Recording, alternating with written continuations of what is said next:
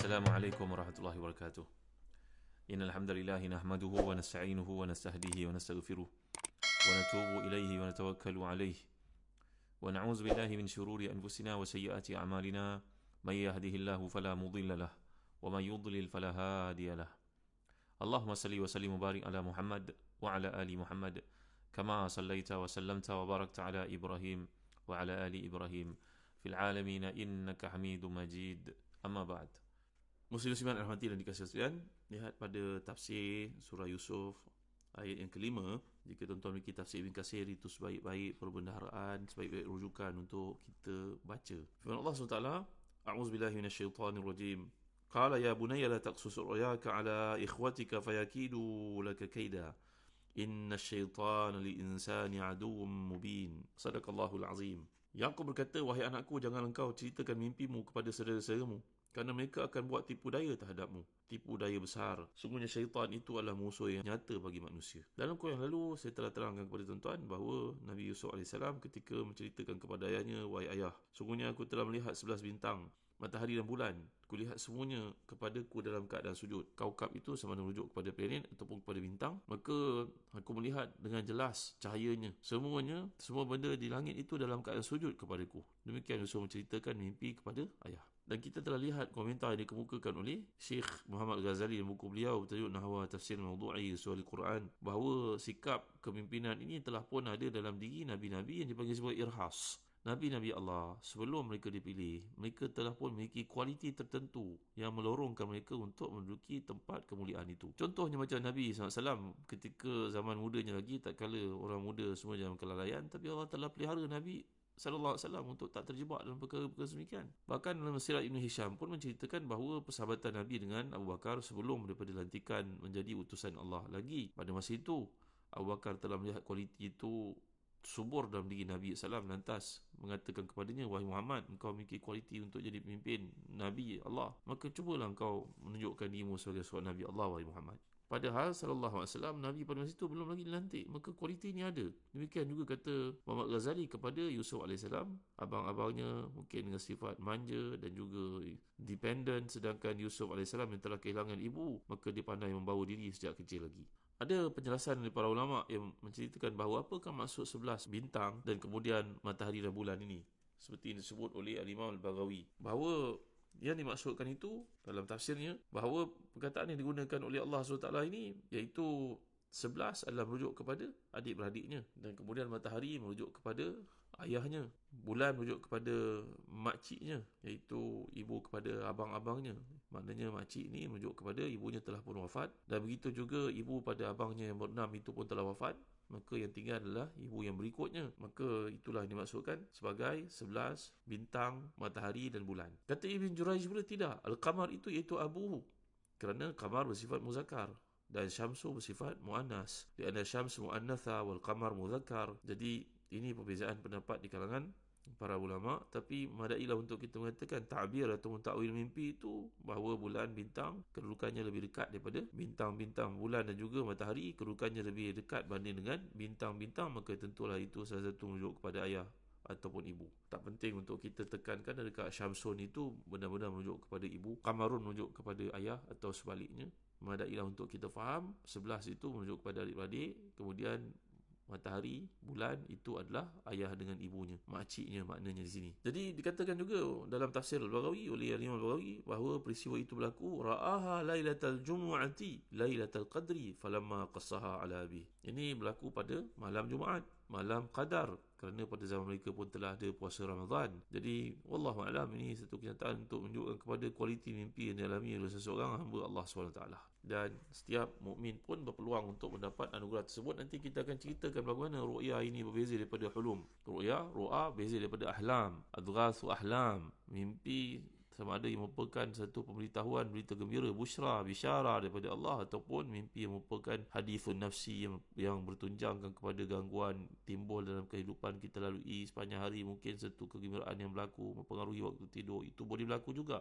Jadi dalam konteks saya ini, benar juga dugaan Nabi Yusuf AS. Jadi Allah SWT memenuhi permintaan, memenuhi gambaran kegembiraan itu agak-agak berapa puluh tahun selepas daripada baginda melalui perjalanan yang sangat getir itu. Sungguh apa yang disampaikannya merupakan satu hal yang besar. Apalagi bagi seorang anak kecil yang kalau disebut dalam kitab tafsir usianya baru 12 tahun, ataupun jika paling maksimum pun usia 17 tahun, ataupun 18 tahun, ataupun kecil 9 tahun. Maka seorang anak ni telah pun diliputi dengan kasih sayang Allah, kasih sayang ayahnya, disambut pula dengan penghormatan kepada baginda sejak kecil. Lihatlah bagaimana dia memanggil ayahnya dengan panggilan yang mengesankan. Ini boleh kita faham kat sini, menunjukkan kepada kejauhan, ketinggian kedudukan ayah, dengan mula memanggilnya dengan nama Ya Abati. Ini satu usul panggilan dalam bahasa Arab, tuan-tuan dimuliakan Allah sekalian. Jadi Ya Abati menggambarkan dekatnya dengan ayah. Jadi dekatnya kepada ayah diakui oleh ayat ini hingga bukan nama ayah yang disebut di ayat itu, tapi kedudukannya sebagai orang tua. Jadi ayat ini tidak berkata ingatlah ketika Yusuf berkata kepada Yaqub, tetapi ketika Yusuf berkata kepada ayahnya. Lihat gambaran kedekatan, kasih sayang dan juga perhatian diberi oleh si ayah kepadanya. Lalu anak memanggil ayah dengan nama Ya Abati. Jadi kesan pengaruh mimpi ini begitu besar dalam jiwa Yusuf AS. Dan anehnya, mimpi itu terasa baginya dilukiskan, digambarkan secara atau tidak dengan menyebut sebanyak 2 kali bahawa dia melihat. Kita dapat perhatikan, iaitu Allah menyebut ra'aituhum li sajidin. Ini ra'aitu, kemudian ra'aituhum li sajidin. Demikianlah kata Al-Imam Al-Biqai dalam tafsirnya Nazmud Durar. Boleh jadi juga penyebutan 2 kali aku melihat ini untuk mengisyaratkan bahawa dia melihat dahulu benda-benda di langit itu masing-masing berdiri sendiri, kemudian setelah itu melihatnya bersama-sama sujud atas perintah Allah SWT. Jadi dipinjamkan humila mahmal al-uqala, seperti disebut dalam tafsir Imam Al-Urami, dibawakan dalam versi seolah-olah ia merupakan manusia. Jadi ia dilihat satu mimpi yang sangat memberi kesan. Kalaulah saudara-saudari bayangkan matahari, bulan, 11 bintang semua sujud kepada manusia, budak tu pula merupakan anak kecil, dan hanya kepadanya saja sebagaimana difahami dari penyataan mendahulukan kata li sebelum menggambarkan keadaan benda-benda yang besar di alam itu sujud. Bayangkan bagaimana benda-benda langit itu digambarkan sebagai makhluk berakal, dipinjamkan sifat akal kepada mereka, iaitu digunakan perkataan sajidin, sujud. Jadi bukankah Nabi Yusuf AS dalam penyampaiannya kepada ia menggunakan kata sajidin yang tidak digunakan kecuali kepada manusia berakal? Sepatutnya kalau kita belajar bahasa Arab, ini semua makhluk yang tidak berakal, dia pakai perkataan sajidatun ataupun sajidatan. Tapi kenapa digunakan perkataan sajidin? Ini menunjukkan kepada peristiwa tersebut betul-betul berlaku. Jadi sujud yang dimaksudkan adalah menampakkan kemuliaan. Jadi Nabi Yaqub sebagai seorang Nabi memahami dan merasakan bahawa itu satu anugerah besar yang akan diperoleh oleh anaknya. Demikianlah kefahaman baginda Yaqub tentang mimpi. Dalam masa yang sama, Nabi Allah ini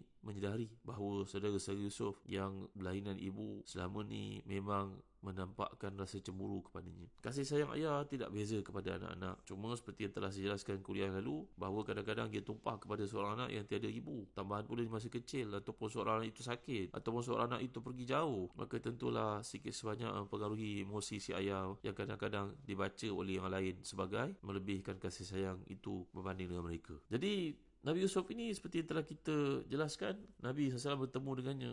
Nabi Yusuf diberi separuh daripada keindahan yang telah kita jelaskan dalam kuliah lalu, bagaimana Nabi SAW ketika menggambarkan tentang Yusuf AS bahawa beliau ini memiliki separuh daripada keindahan ciptaan Allah SWT. Fa'idha Nabi Yusuf idha huwa qad utiya syatrul hasan. Ketika aku bertemu dengan Yusuf, aku mendapati bahawa dia diberi setengah daripada ketampanan. Jadi mimpi itu jika diketahui dari seseranya pasti akan lebih menyebabkan kecemburuan itu. Jadi si ayah telah pun minta daripada awal supaya dirahsiakan mimpi. Larangan ini menjadi lebih penting kerana mimpi hendaknya tidak boleh disampaikan dengan sewenang-wenang kepada sesiapa. Mimpi jika ia mengandungi makna yang tersirat, yang kita melihatnya sebagai kebaikan, tak boleh nak diceritakan kepada semua orang. Hanya layak disampaikan kepada mereka yang perlu sahaja. Jadi demikianlah Nabi Yaqub AS, saya yakin dengan rasa cemburu abang-abangnya yang lain. Lalu perhatikan bagaimana beliau tidak berkata, aku khawatir mereka buat tipu daya. Tapi apa yang dinyatakan dalam ayat ini, mereka akan membuat tipu daya. Jadi kata-kata yang digunakan oleh Allah SWT dalam ayat ini ceritakan tentang kedudukan itu, la taqsus ru'yaka ala ikhwatika fayakidu laka kaida. Mereka akan buat tipu daya. Itu pun dengan menekankan sekali lagi perkataan tipu daya besar.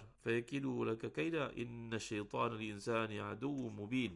Jadi bila datang ayat ini, rupanya Nabi Yaqub yakin sepenuhnya tentang kebaikan hati, ketulusan dan kelapangan dada anaknya. Kerana itu Nabi Yaqub menyampaikan hal tersebut dan yakin bahawa dia tidak akan mengeruhkan hubungan persaudaraan antara mereka. Selanjutnya ayah ini berkata kepada anaknya, anakku, jangan hairan bila mereka mengganggumu, walau mereka itu saudara-saudaramu. Kalaupun sekarang mereka tidak menengkimu, tapi kedengkian itu akan muncul kerana mimpi kamu itu memang mempunyai makna yang mendalam. Apalagi mereka dapat tergoda oleh syaitan, yang sungguh syaitan itu musuh yang nyata bagi manusia, sehingga dia tidak segan silu menanamkan permusuhan walaupun antara saudara-saudaranya sendiri. Demikianlah ayah membuat. Si ayah yang mulia ini memberikan alasan kepada Yusuf supaya memahami sikap abang-abangnya, kerana bimbang anak ini dari sudut persediaannya akan datang tidak memahami keadaan yang berlaku itu. Perkataan bunaya yang digunakan dalam Al-Quran ni, ya bunaya. Ya bunaya ni adalah satu bentuk tasghir. Kalau kita belajar bahasa Arab, dia kata ibni, tasghir kepada ibni jadi bunaya. Bentuk ini antara lain digunakan untuk menggambarkan kasih sayang, kerana kasih sayang biasanya tercurah kepada anak, apalagi dalam kes Nabi Yusuf, baginda masih kecil pada masa itu. Jadi kesalahan-kesalahan yang dilakukan mungkin si ayah boleh bersifat toleransi dengannya, paling tidak pun atas dasar kerana dia masih kecil. Jadi bentuk penggunaan perkataan ya bunaya di sini digunakan untuk menggambarkan kemesraan seperti hubungan Nabi SAW menggelar seseorang sahabatnya dengan nama Abu Hurairah. Hurairah itu merujuk kepada bentuk tasghir kepada perkataan Hirrah. Hirrah maknanya kucing. Kerana sahabat Nabi ini sayang kepada kucing, maka perkataan digunakan oleh Nabi SAW Abu Hurairah adalah merujuk kepada kucing, anak-anak kucing atau kucing kecil yang dijaganya. Jadi perkataan bunaya yang digunakan oleh Quran ini menunjukkan kepada kita satu perhubungan yang berasaskan kepada kasih sayang, toleransi, pertimbangan bahawa engkau masih kecil, engkau boleh melakukan kesilapan, tapi ayah sentiasa akan memandu kamu, menunjuk kamu, membimbing kamu ke arah apa yang diridai oleh Allah SWT. Demikianlah jambatan perasaan yang wujud di antara ayah ini dengan anak dalam suasana menambah pula dalam mimpi yang dialami, dalam suasana keliling mulabasat yang berlaku dengan kematian ibunya, dan dia tidak dapat perhatian yang sepenuhnya pada seorang ibu yang telah pergi. Maka semua ini dicurahkan pada penggunaan perkataan ya bunaya itu yang menunjukkan kepada perhatian, kasih sayang, bimbingan, tumpuan. Sesiapa yang mati dan dikasihi Allah sekalian. Kemudian kita dapat lihat dalam penggunaan ayat yang ke-6 bila Allah SWT menyebutkan A'udzubillahi minasyaitanirrajim. Wa kadzalika yajtabika rabbuka wa yu'allimuka min ta'wilil ahadits wa yutimmu ni'matahu 'alaika wa 'ala ali Ya'qub kama atammaha 'ala abawayka min qabl Ibrahim wa Ishaq. Inna rabbaka 'alimun hakim. Dan demikianlah Tuhanmu memilihmu dan diajarnya kepadamu sebahagian daripada pentafsiran tentang peristiwa-peristiwa dan menyempurnakan nikmatnya kepadamu dan kepada keluarga Yaqub, sebagaimana telah menyempurnakannya kepada dua orang bapamu sebelum ini, Ibrahim dan juga Ishak. Sungguhnya Tuhanmu maha mengetahui lagi maha bijaksana. InsyaAllah dalam kuliah akan datang kita akan lihat perkataan yang digunakan sini, iaitu ijtiba, dan kemudian perkataan alu, ia dari perkataan ahlun, dan demikian juga kita akan huraikan dalam kuliah akan datang bagaimana datuk moyang pun merupakan sebahagian daripada bapa dalam hukum fiqih, termasuk dalam faraid. Wallahu a'lam. Wassallallahu ala sayyidina Muhammad wa ala alihi wa sahbihi wa wasallam. Walhamdulillahirabbil alamin. Wa barakallahu fikum. Wassalamu alaikum warahmatullahi wabarakatuh.